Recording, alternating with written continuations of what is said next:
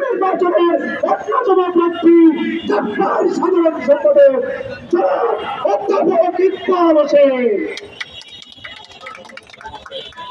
আজকের এই দূতাবাস অভিমুখে ছাত্র কর্মসূচির প্রায় শেষাংশে আমাদের নেতা ইঞ্জিনিয়ার রাশেদ প্রধান উপস্থিত রয়েছেন ছাত্র বিভিন্ন স্তরের নেতৃবৃন্দ, কর্মীবৃন্দ, সাংবাদিকবৃন্দ, আইন শৃঙ্খলা রক্ষাকারী বাহিনীর সদস্যবৃন্দ, ছাত্র বন্ধুগণ, আসসালামু আলাইকুম। চাঁদপা দীর্ঘদিন ধরে আন্দোলন করে আসছে এবং চাঁদপা একমাত্র সংগঠন যে ভারতের আধিপত্যবাদ তার বিরুদ্ধে বাংলাদেশের প্রথমেই লড়াই শুরু করেছে।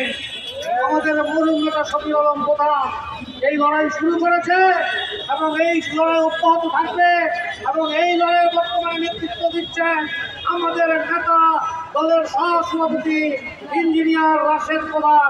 সকলকে অভিনন্দন জানিয়ে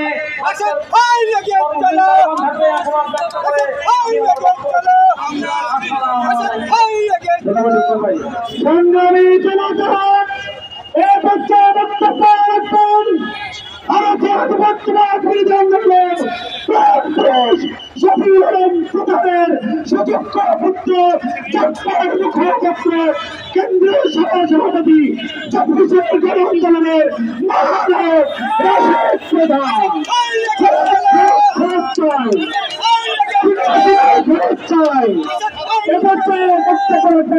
রাশেদ প্রধান।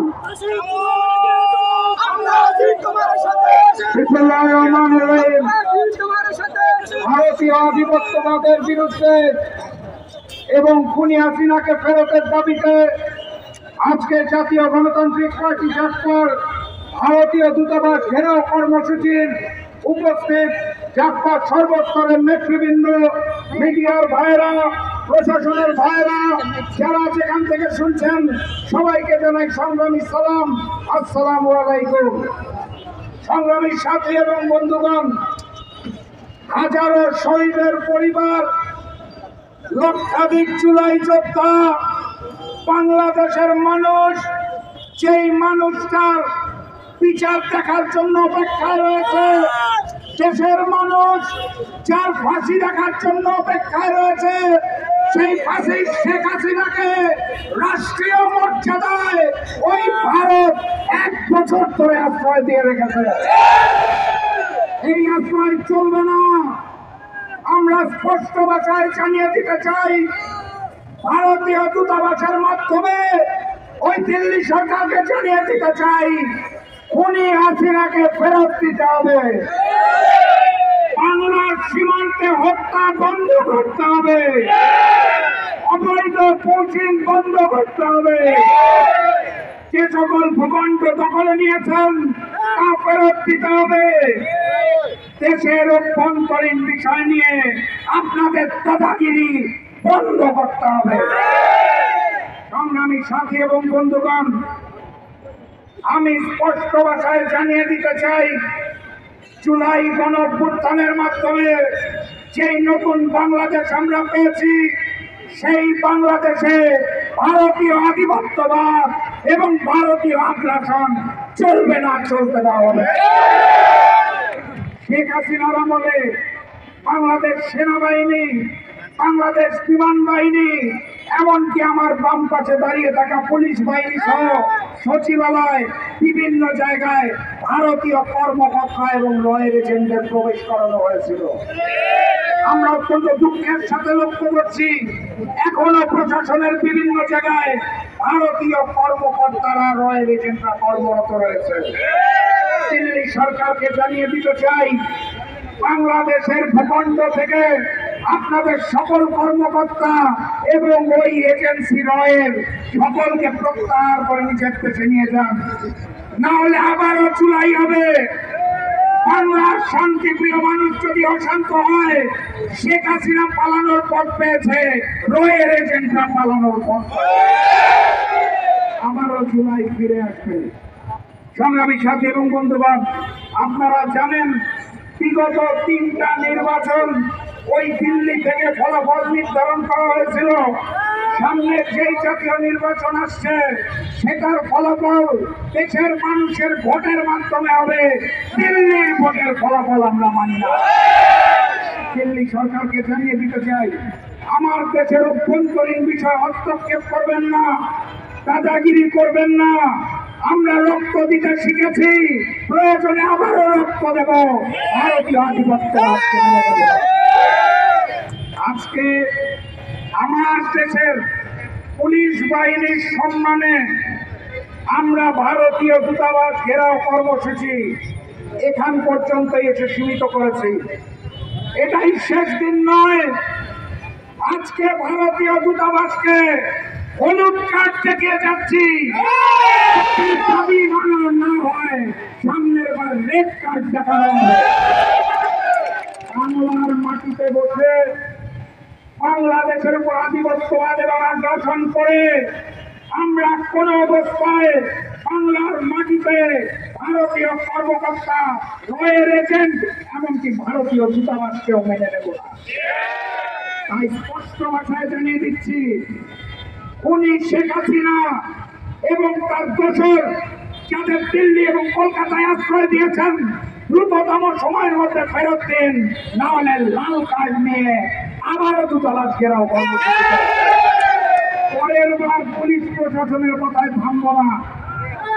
পরের বার কিন্তু দখল হবে এবং লাল কার্ড দেখানো হবে ইনশাআল্লাহ। সবাই প্রস্তুত তো? কণ্ঠে কণ্ঠ মিলাতে হবে। দিল্লি না ঢাকা, দিল্লি না ঢাকা, হিন্দি না বাংলা, দিল্লি না ঢাকা। সবাইকে শুভেচ্ছা জানিয়ে পরবর্তী কর্মসূচির জন্য প্রস্তুত থাকার আহ্বান জানিয়ে আমি আজকের মতো বিদায় নিচ্ছি। কর্মসূচি এখানে স্থগিত থাকবে, শেষ হবে না। রেড কার্ড নিয়ে সবাই তৈরি থাকুন। এর পরের বার কিন্তু দূতাবাসের ভিতরে ঢুকলো ওই ভারতীয় পতাকাকে পুড়িয়ে দেওয়া হবে। আজকের মতো বিদায় নিচ্ছি। সবাই ভালো থাকবেন, সুস্থ থাকবেন। বিজয়ের পথে যাত্রা শুরু, জীবন অথবা মৃত্যু। আসসালামু আলাইকুম।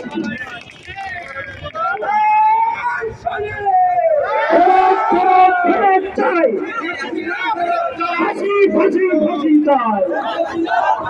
বিজয়ের পথযাত্রা শুরু, জীবন অথবা মৃত্যু। আল্লাহ হাফেজ। যাত্রার সকল নেতা কর্মীর প্রতি দৃষ্টি আকর্ষণ করছি। নির্বাচনের অন্যতম প্রার্থী যাত্রার সাধারণ সম্পাদক অধ্যাপক ইকবাল হোসেন। আজকের এই দূতাবাস অভিমুখে চারপাশ কর্মসূচির প্রায় শেষাংশে আমাদের নেতা ইঞ্জিনিয়ার রাশেদ প্রধান উপস্থিত রয়েছেন। চারপাশ বিভিন্ন স্তরের নেতৃবৃন্দ, কর্মীবৃন্দ, সাংবাদিকবৃন্দ, আইন শৃঙ্খলা রক্ষাকারী বাহিনীর সদস্যবৃন্দ, ছাত্র বন্ধুগণ, আসসালামু আলাইকুম।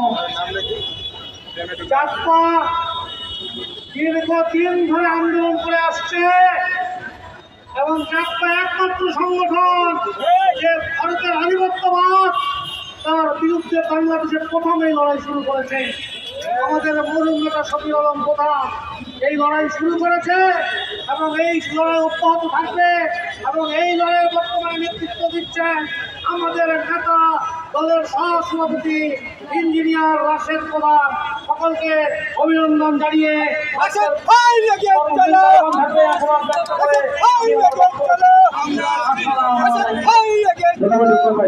সংগ্রামী জনতা ভারতীয় আধিপত্যবাদ শফিউল আলম প্রধানের সুযোগ্য পুত্র চারপার মুখপাত্র কেন্দ্রীয় সহসভাপতি চব্বিশের গণ আন্দোলনের মহানায়ক রাশেদ প্রধান।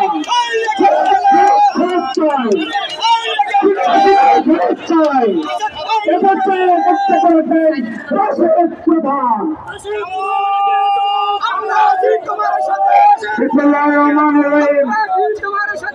ভারতীয় আধিপত্যবাদের বিরুদ্ধে এবং খুনি হাসিনাকে ফেরতের দাবিতে আজকে জাতীয় গণতান্ত্রিক পার্টি জাকপার ভারতীয় দূতাবাস ঘেরাও কর্মসূচির উপস্থিত জাকপার সর্বস্তরের নেতৃবৃন্দ, মিডিয়ার ভাইরা, প্রশাসনের ভাইরা, যারা যেখান থেকে শুনছেন সবাইকে জানাই সংগ্রামী সালাম, আসসালামু আলাইকুম। সংগ্রামী সাথী এবং বন্ধুগণ, হাজারো শহীদের পরিবার, লক্ষাধিক জুলাই যোদ্ধা, বাংলাদেশের মানুষ, যেই মানুষটার বিচার দেখার জন্য অপেক্ষায় রয়েছে, দেশের মানুষ যার ফাঁসি দেখার জন্য অপেক্ষায় রয়েছে, সেই ফাঁসি শেখ হাসিনাকে রাষ্ট্রীয় মর্যাদায় ওই ভারত 1 বছর ধরে আশ্রয় দিয়ে রেখেছে। এই আশ্রয় চলবে না। আমরা স্পষ্ট ভাষায় জানিয়ে দিতে চাই, ভারতীয় দূতাবাসের মাধ্যমে ওই দিল্লি সরকারকে জানিয়ে দিতে চাই, খুনি হাসিনাকে ফেরত দিতে হবে। বাংলার সীমান্তে হত্যা বন্ধ করতে হবে, অবৈধ পৌঁছিং বন্ধ করতে হবে। যে সকল ভূখণ্ড দখলে নিয়েছেন তা ফেরত দিতে হবে। দেশের অভ্যন্তরীণ বিষয় নিয়ে আপনাদের দাদাগিরি বন্ধ করতে হবে।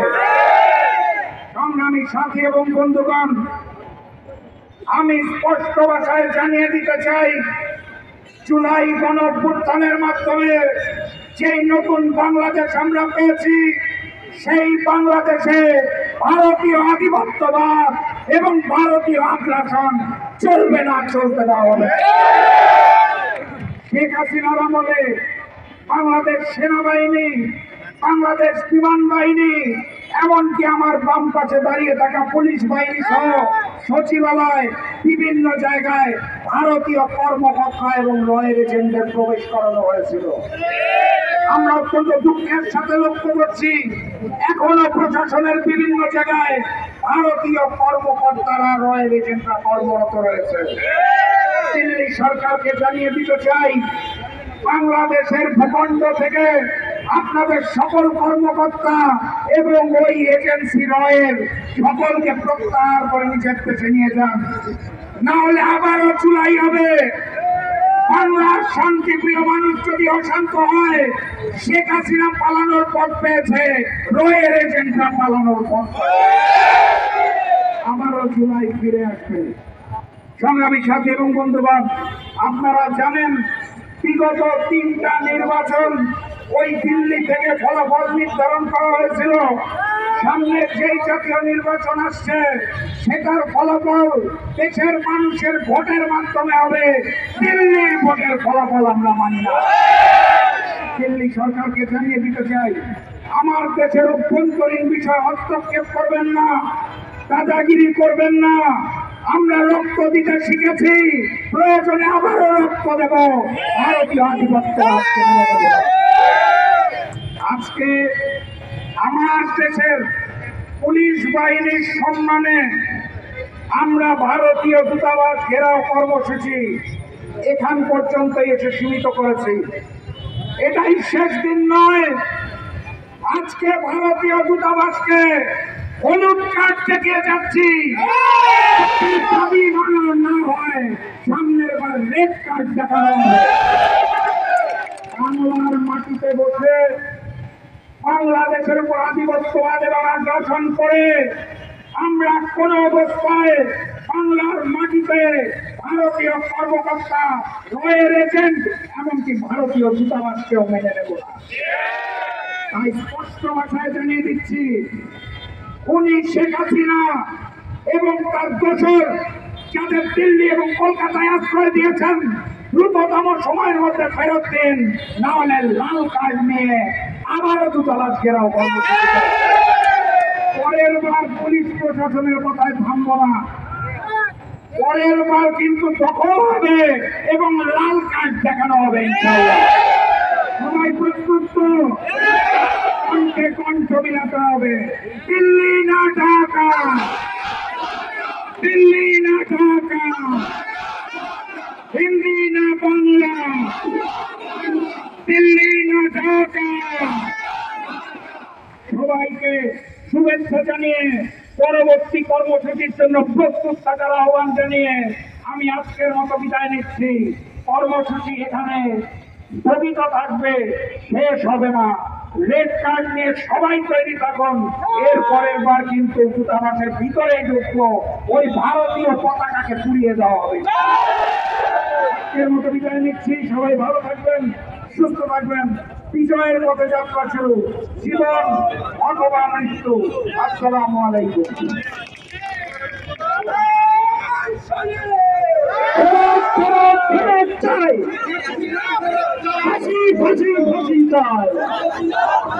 বিজয়ের পথযাত্রা শুরু, জীবন অথবা মৃত্যু। আল্লাহ হাফেজ। যাত্রার সকল নেতা কর্মীর প্রতি দৃষ্টি আকর্ষণ করছি।